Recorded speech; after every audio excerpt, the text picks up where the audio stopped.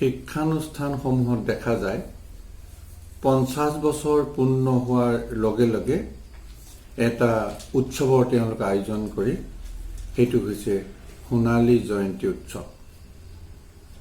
আৰু সেই উৎসৱলৈ বৰ্তমান সময়ত অধ্যয়নৰত ছাত্ৰ ছাত্ৰীসকলৰ উপৰিও প্ৰাক্তন ছাত্ৰ ছাত্ৰীসকলেও আহি যোগদান দিয়ে আৰু তেওঁলোকে অধ্যয়ন কৰা কালচোৱাৰ কথা ছাত্ৰ ছাত্ৰীসকলক ৰাইজক সুন্দৰভাৱে অৱগত কৰে।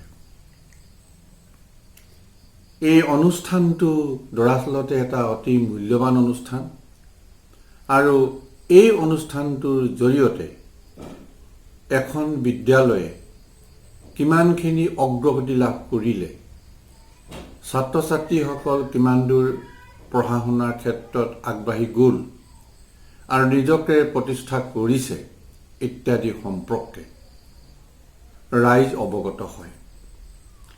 গতিকে শিক্ষা, জ্ঞান আৰু কৰ্মৰ লগত জড়িত থকা এটা উৎসৱ, শিক্ষানুষ্ঠানৰ উৎসৱ, 50 বছৰ মূৰত হোৱা উৎসৱ, এই সোণালী জয়ন্তী সেই গুৰুত্ব সৰ্বাধিক। মই প্ৰিয়বৰ কোঁৱৰ এই সোণালী জয়ন্তীক লৈ মই এটা কবিতা ৰচনা কৰিছিলোঁ আৰু কবিতাটোৰ মই নাম দিছিলোঁ আমি গৈ আছোঁ। এতিয়া মই আপোনালোকৰ আগত আমি গৈ আছোঁ এই কবিতাটোকে পঢ়ি শুনাবলৈ ওলাইছোঁ। আমি গৈ আছোঁ, আমি হলো স্বৰ্ণ আৰু তুমি স্বৰ্ণ জয়ন্তীমালা, ফুলমতী আকাশ তোমাৰ, গুৰুবৃন্দ ধন্যবাদ ধন্যবাদ ধন্যবাদ, আমিও ধন্য হওঁ। টাংলাই হাৰ্দিক আমন্ত্ৰণ আহ্বান কৰোঁ দৰ্শন দিয়া, কলিবোৰ ফুলিছে হিয়াখন দাপোন দাপোন নালাগেনে? আহ্নিক ঘটমান পূৰ্ণ বিকাশ তাত স্বীকাৰ কৰোঁ শতবাৰ কওঁ আমি গৈ আছোঁ, সৌভাগ্য আমাৰ পিছতো মানুহ।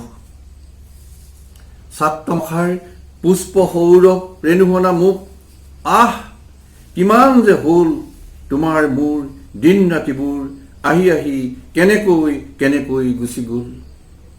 আমি গৈ আছোঁ, আমাৰ যে ষ্টেচন নাই, সৌভাগ্য আমাৰ পিছতো মানুহ।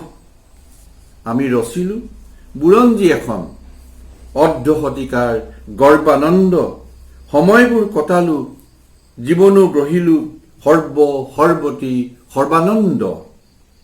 তথাপি গৈ আছোঁ, আমাৰ যে ষ্টেচন নাই, সৌভাগ্য আমাৰ পিছতো মানুহ।